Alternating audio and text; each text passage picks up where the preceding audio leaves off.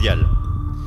Alors, je veux d'abord souligner que ce sommet est le vôtre, c'est-à-dire celui de toutes celles et tous ceux qui sont en première ligne, face à leur population, à leur planète qui se dégrade, et ce que nous voulons bâtir ici, dans un moment où les risques de division sont grands, c'est en effet un nouveau consensus, mais qui ne soit pas dicté d'un endroit, mais qui soit en quelque sorte porté par celles et ceux qui vivent les conséquences du changement climatique et des dérèglements et ont à lutter au premier plan face à la pauvreté et ses conséquences.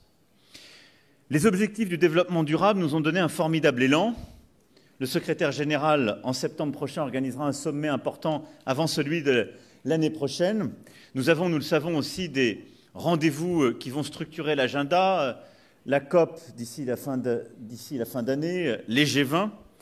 Et il nous faut aujourd'hui réussir à avoir quelques objectifs clairs.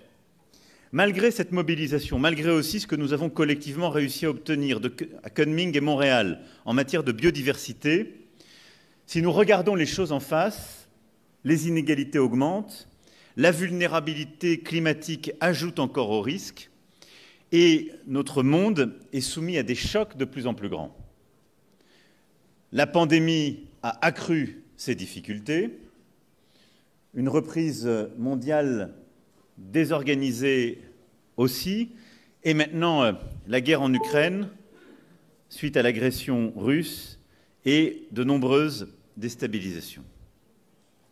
Pour cela, nous avons un système financier qui est le fruit d'un consensus passé, qui a su montrer son efficacité, qui a apporté des aides extrêmement conséquentes durant les décennies passées, mais qui ne va sans doute plus assez vite, qui n'est plus tout à fait adapté et qu'il faut réaligner sur nos objectifs. C'est pour cela que nous avons proposé l'année dernière à Bali un nouveau pacte financier mondial. Celui-ci doit être bâti d'abord sur les attentes des populations. Et je veux saluer nos jeunesses, partout à travers le monde, qui ont contribué à la préparation de ce sommet, les organisations non gouvernementales, les sociétés civiles. Elles doivent continuer à être au cœur de ce projet. Je veux aussi remercier, chère Mia, la Première ministre de la Barbade, qui a été décisive et avec son agenda, elle a commencé à structurer les choses, en particulier en termes de vulnérabilité climatique. Et puis remercier tous les représentants ici aussi du continent africain comme du continent sud-américain, pacifique et asiatique. Le président Bazoum du Niger, cher Mohamed, viendra dans un instant nous expliquer aussi les conséquences et tout l'enjeu de la lutte contre la pauvreté. Je veux ici l'en remercier. Je vais être très court. Je pense que les tables rondes nous permettront d'avancer sur beaucoup de sujets, mais au fond, il y a 4 éléments très simples que je voulais poser en début de cette conférence. D'abord, le premier principe, c'est que jamais aucun décideur, aucun pays ne doit avoir à choisir entre la réduction de la pauvreté et la protection de la planète. Et j'ai entendu beaucoup de décideurs ces derniers mois, parfois ces dernières années, très souvent dire, au fond, vous nous expliquez, vous qui avez déjà réglé le problème de la pauvreté, ce qu'il faudrait faire en matière de transition climatique, quels sont les choix qu'on devrait prendre, mais nous n'avons pas encore réglé le problème de la pauvreté. On ne doit pas avoir à faire ce choix, et donc on doit pouvoir relever les défis en même temps. Deuxième principe, chaque pays doit choisir souverainement son chemin.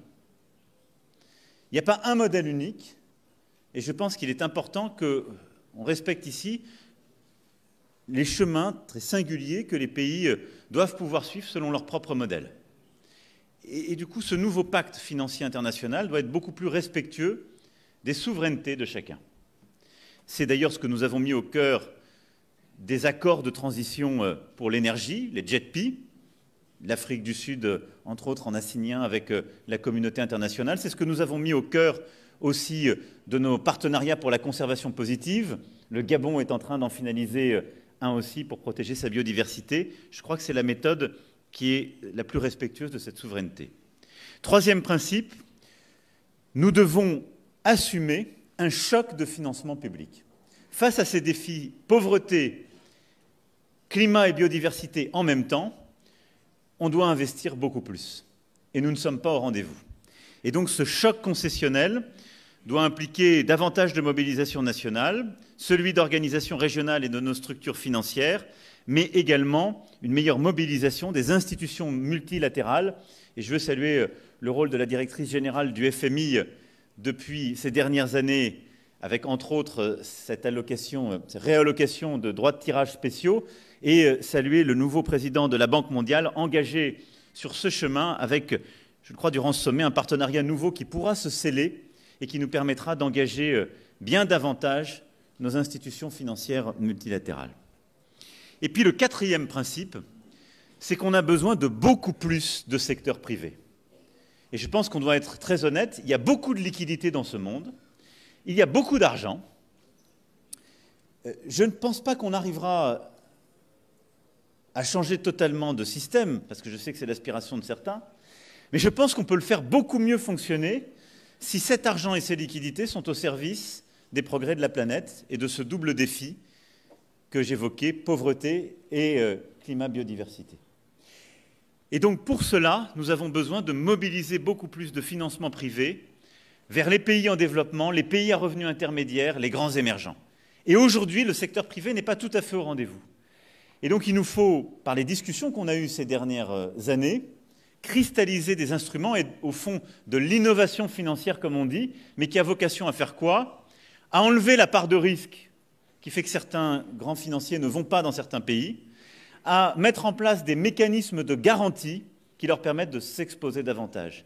Mais il faut au fond que cette finance privée internationale qui est là soit mieux mobilisée vers les pays qui en ont le plus besoin, et pour ça qu'on arrive à être collectivement innovants, qu'on les accompagne, qu'on enlève le risque qui doit être enlevé pour permettre le déclenchement de ce financement. Mais sans le secteur privé, fonds souverains, organisations philanthropiques, grands asset managers, nous ne relèverons pas ce défi. Voilà ce que je voulais vous dire pour commencer ce sommet, avec ces 4 principes qui, je crois, doivent structurer notre action. Pour moi, cette réunion doit être celle des solutions.